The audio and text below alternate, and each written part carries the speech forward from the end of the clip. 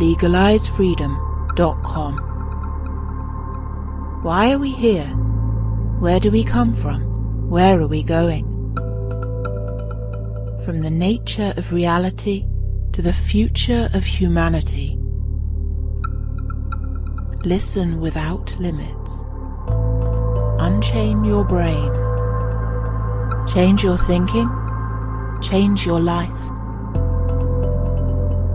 legalizefreedom.com.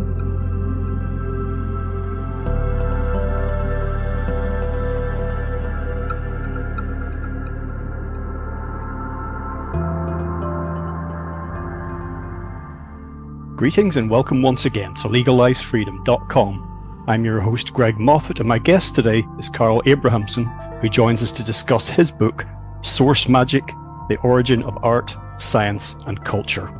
Since the dawn of time, magic has been the node around which all human activities and culture revolve.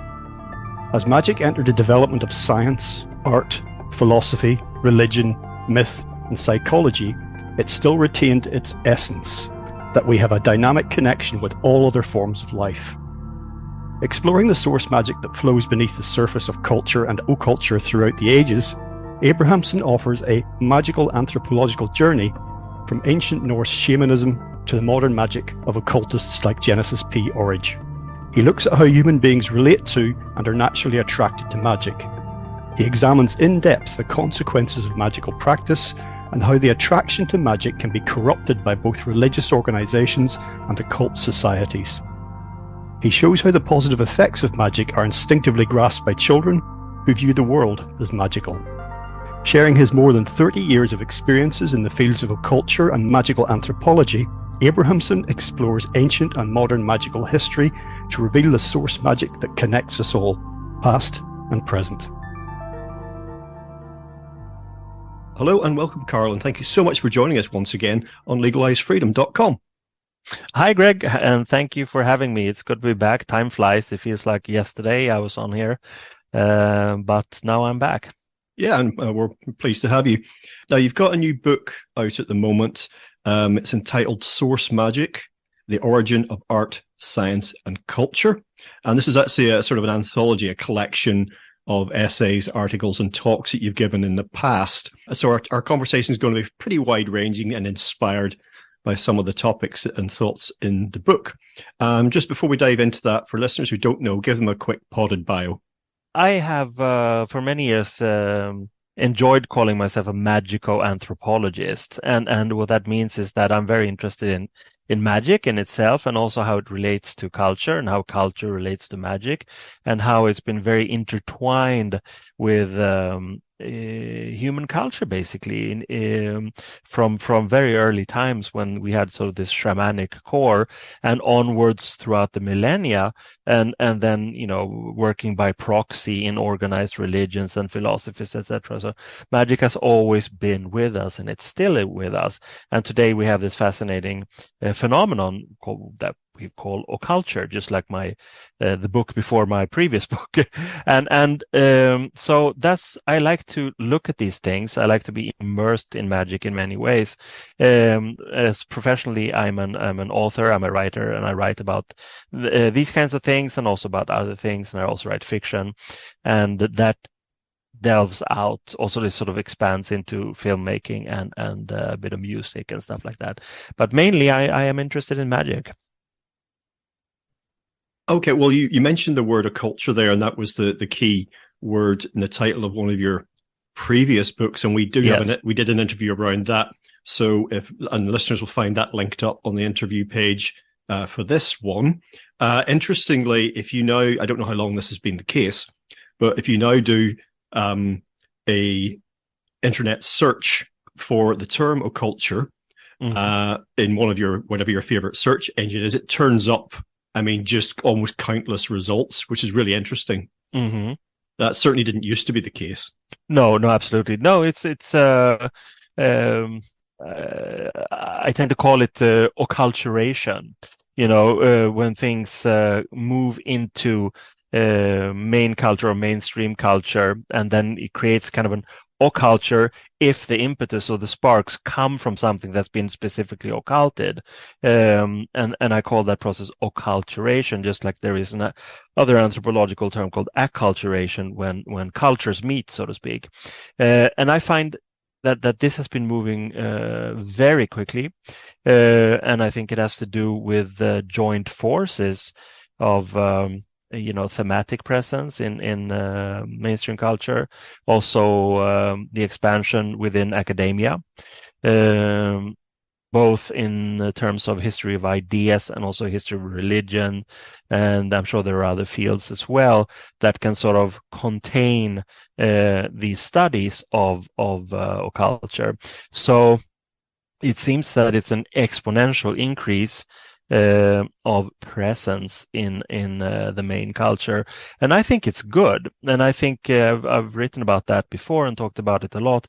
Why this is, and I think it's simply part of our communal or sort of global survival instinct that we unconsciously are looking for things that will make us think in a different way, because it's obvious that the way that we have treated ourselves, treated our biosphere, treated each other, has not been conducive to survival. So I think that all of this, hocus pocus stuff, whether it's Western ceremonial magic or indigenous tribes or psychedelic enlightenment or whatever it is that is sort of has been in the occult, and it has now gone into occulturation. It's there for a reason. It's not light entertainment. It's not something to point your finger at mockingly. It's something that carries substance, even in the most sort of bland mainstream forms. And I think there's a reason for it.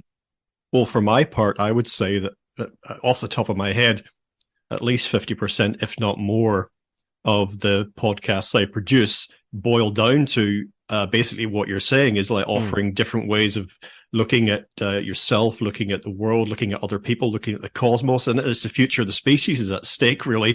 So it's pretty big stuff, even in some of the unlikeliest subjects. No, I mean, and it's no small process either, because we can talk about, what could help us at this point in time and space and our sort of pre-apocalyptic mind frames. And I think that, it could be many things depending on who we are. It could be, going on an ayahuasca retreat and finding ourselves in that way, or going to see some of the seemingly endless Hilma af Klint exhibitions that are touring the world, or now there are movies about her too, and it's sort of it's really essentially no big deal. I mean, Hilma was a great Swedish artist. She was ahead of the curve, and she wove in spiritual things. But the reason why it's so big is because it was natural for her. She had no second thoughts. She had no moral qualms. She just painted, listened to the voices she had inside of her spiritual masters, told her to paint these huge paintings for the temple, and they became real masterworks. And she now finally is getting her claim and acclaim and kudos. So that's beautiful. But really what she did was basically what all of us should be doing. We should be acknowledging and validating information that comes from beneath the surface. And on our individual level, that means coming from, meditations and other mind frames or states of mind that we can put ourselves in. And it's not dramatic. It doesn't require drugs or any hocus pocus. It's just conscientious thinking and allowing ourselves to think in a new way, and also not discarding the impulses and visions that might come from that. That's the key thing.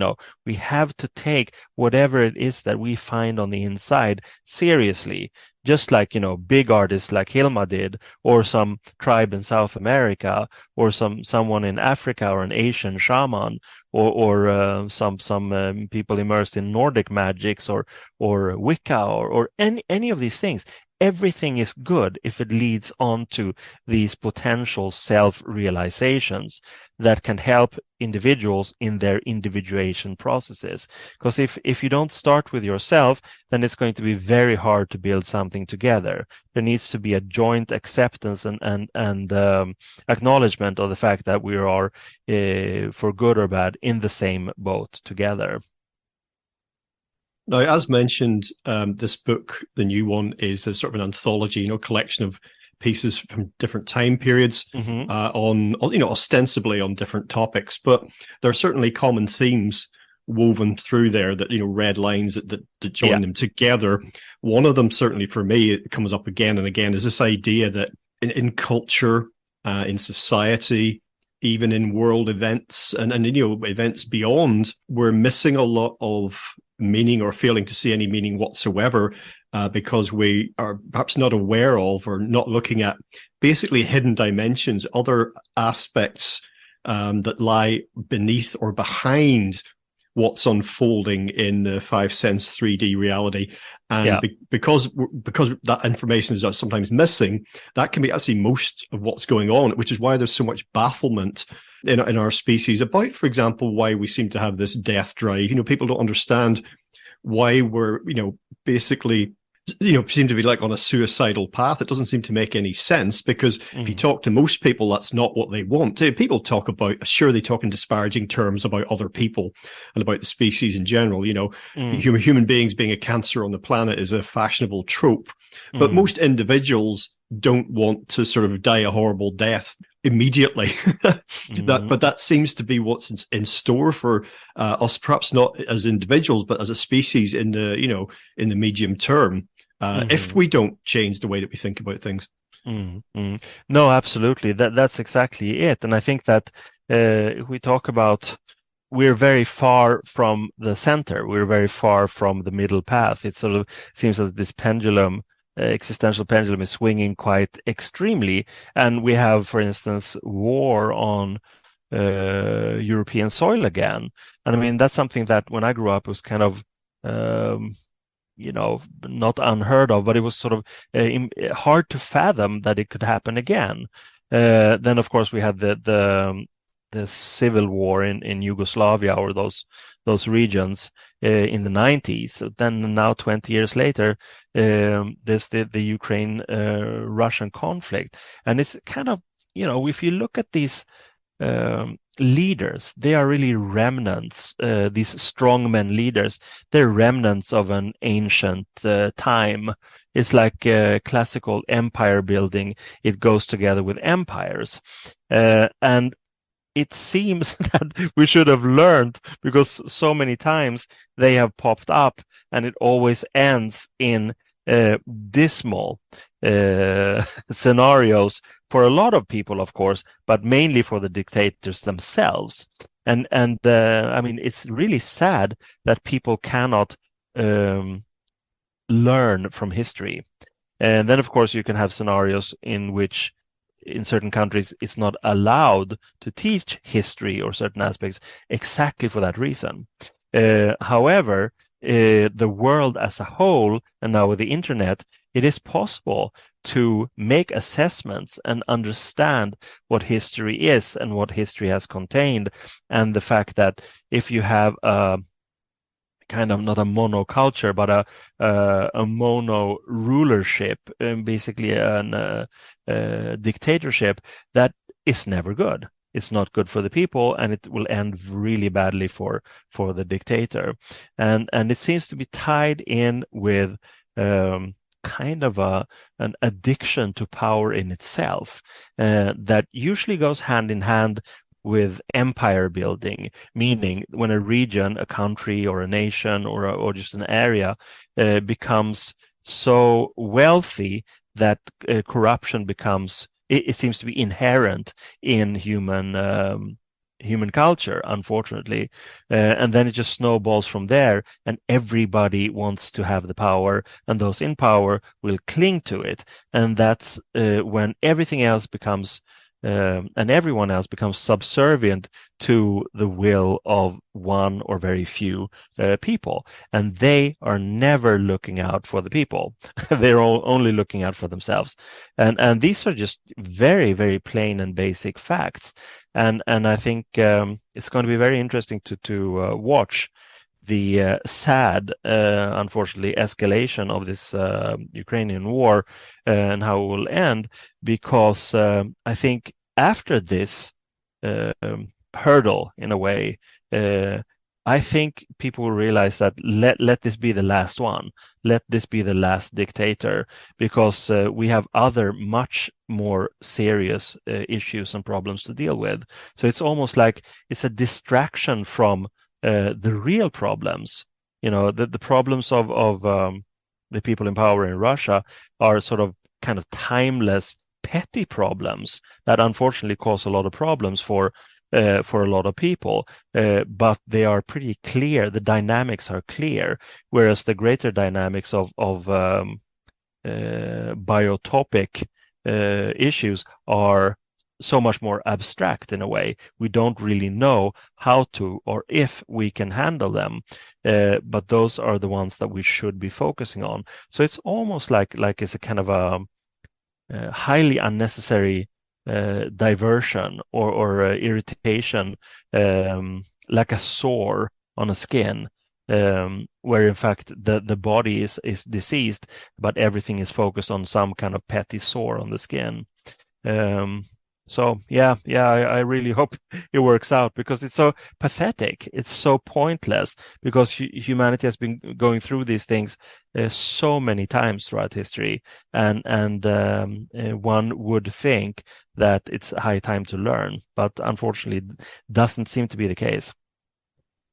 Well, the pendulum analogy that you used is very apt. The thing with pendulums is that they tend to spend very little time in the center.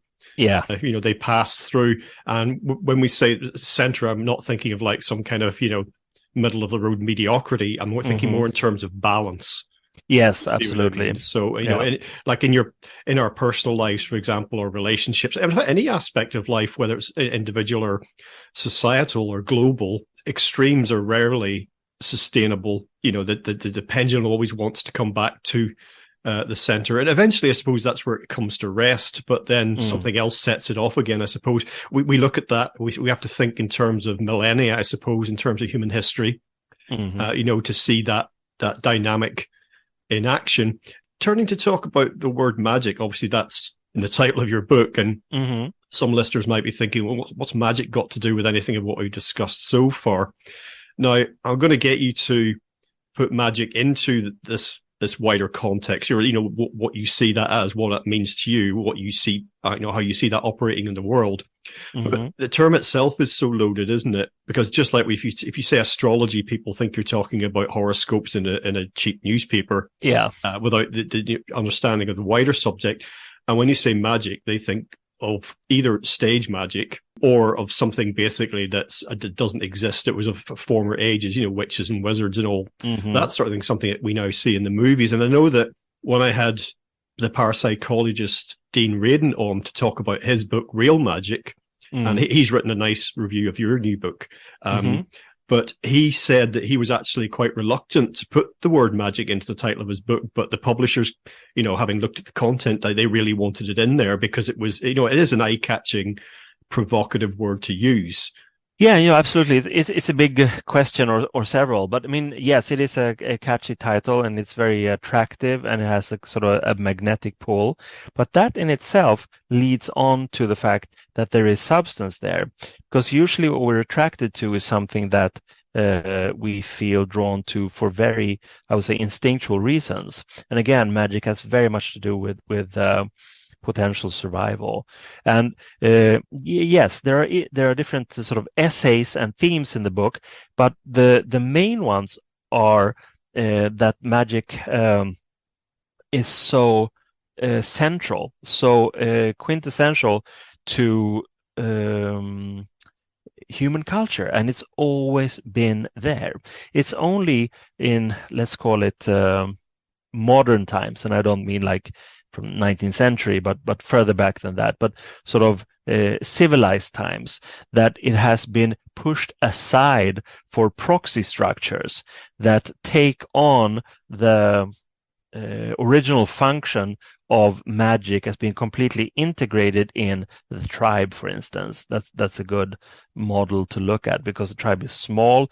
It has, we can have a good overview, and in the tribe there is the shaman, and the shaman transcends him or herself, goes into the inner world or outer world, and has visions and brings back information and knowledge and wisdom that is of use, of benefit to the tribe as such.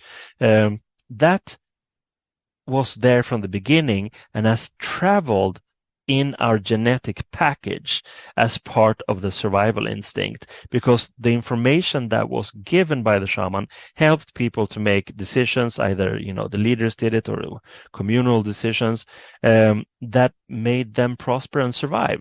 So it's not something that's been sort of outside. It's not something that's strange, something weird that one person deals with, the outcast or the outsider. Yes, the person might have been a little bit weird or different, but it's because that person has been experiencing things that the normal tribal member hasn't. So as we travel along throughout the times, then of course we have larger societal structures.